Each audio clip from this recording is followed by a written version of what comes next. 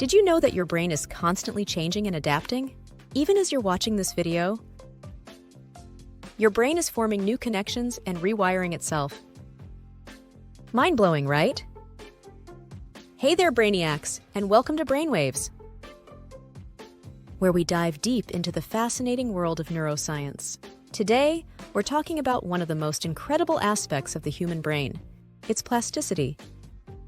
Your brain can change, grow, and adapt in ways you never imagined. Segment 1. What is neuroplasticity? So, what exactly is neuroplasticity? Simply put, it's the brain's ability to change and reorganize itself by forming new neural connections. This means that the brain isn't a fixed, unchanging organ. Instead, it's a dynamic, flexible system that can adapt to new information, experiences, and challenges. Neuroplasticity is crucial because it underlies everything, from learning and memory to recovery from brain injuries. Without it, our brains would be like outdated computers, stuck in the past and unable to update. Segment 2. Common misconceptions about the brain. There's a common misconception that the brain is like a concrete block, unchangeable after a certain age. Many people believe that once you're an adult, your brain is set in its ways.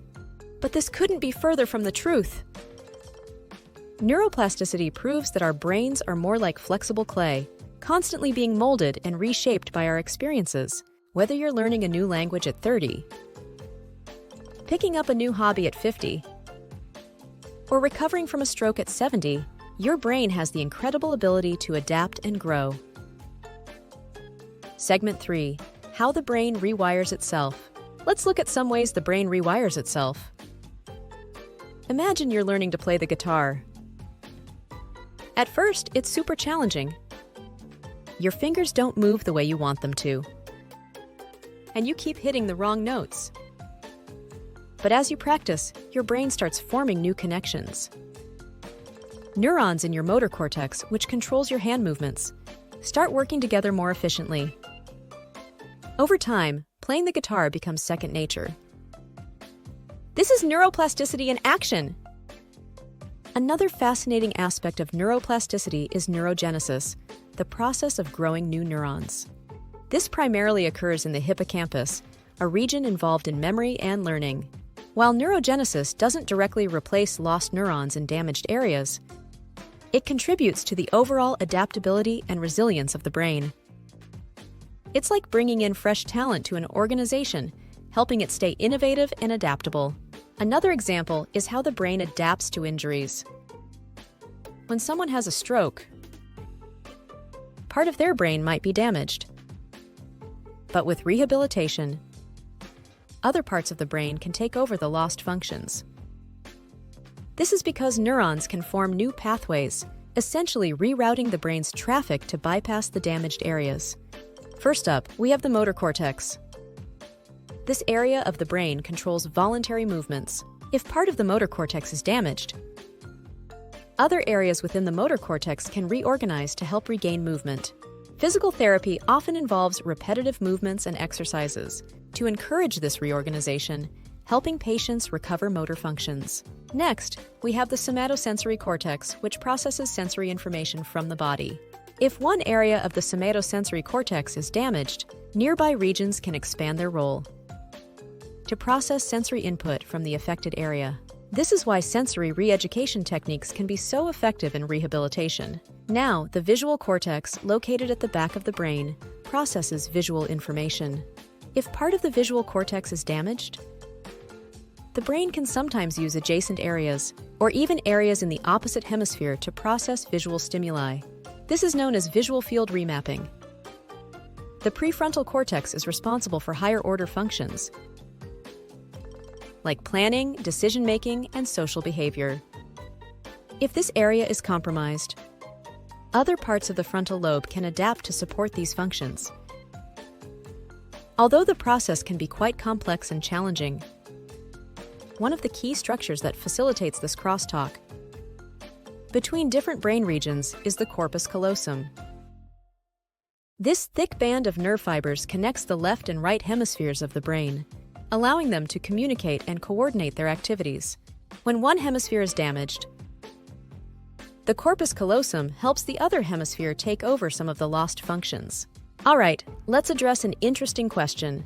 Does neuroplasticity have anything to do with healing wounds and scars? While neuroplasticity itself doesn't directly heal skin wounds or scars, it plays a crucial role in how our brain and nervous system respond and adapt to injuries, especially those that impact our sensory and motor functions.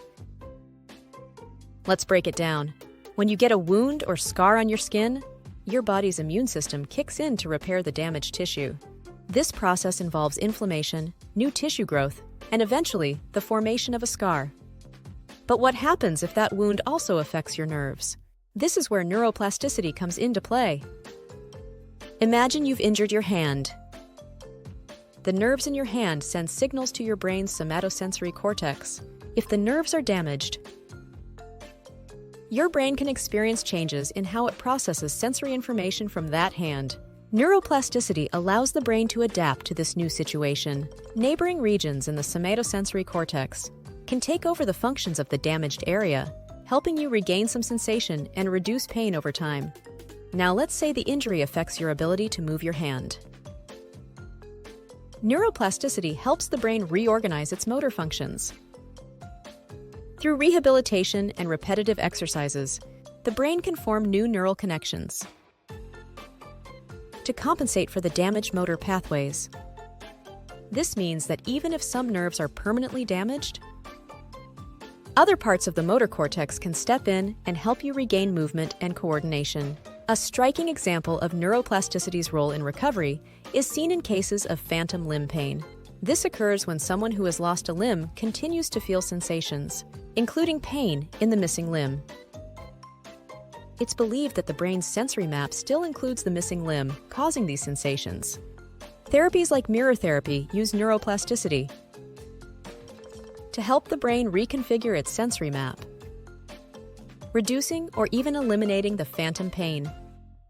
While neuroplasticity doesn't directly heal wounds or scars on the skin, it's a powerful ally in the recovery process, especially when injuries impact the nervous system. By allowing the brain to adapt and rewire itself, neuroplasticity helps restore sensory and motor functions, manage pain, and improve overall recovery outcomes.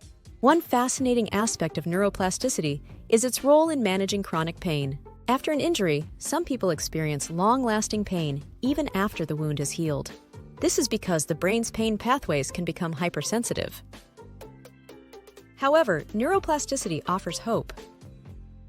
Techniques like mindfulness, physical therapy, and certain medications can help retrain the brain to reduce the perception of pain. Essentially, neuroplasticity helps rewire the brain's response to pain, leading to better pain management. So, the next time you're on the mend, remember that your brain is hard at work behind the scenes, adapting and optimizing to help you heal. One of the most fascinating studies on brain plasticity involves London taxi drivers.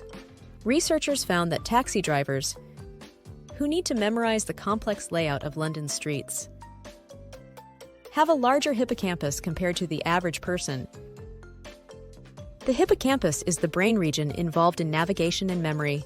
This study shows that the brain can physically change in response to the demands placed on it. The more the taxi drivers use their navigational skills, the more their brains adapted to support this function. Incredible, right? The brain's ability to adapt and grow isn't just limited to learning new skills or recovering from injuries. It's also about emotional and psychological resilience. When you face challenges and overcome them, your brain strengthens its networks. This means that the more you push yourself out of your comfort zone, the more adaptable and resilient your brain becomes. So go ahead, try new things, embrace challenges, and watch your brain flourish. Conclusion: now that you know how amazing your brain's plasticity is, we want to hear from you. Have you experienced any moments where you felt your brain adapting or learning something new? Share your stories in the comments below. And don't forget to hit that subscribe button for more fascinating insights into the world of neuroscience. Until next time, keep challenging your brain and exploring new horizons.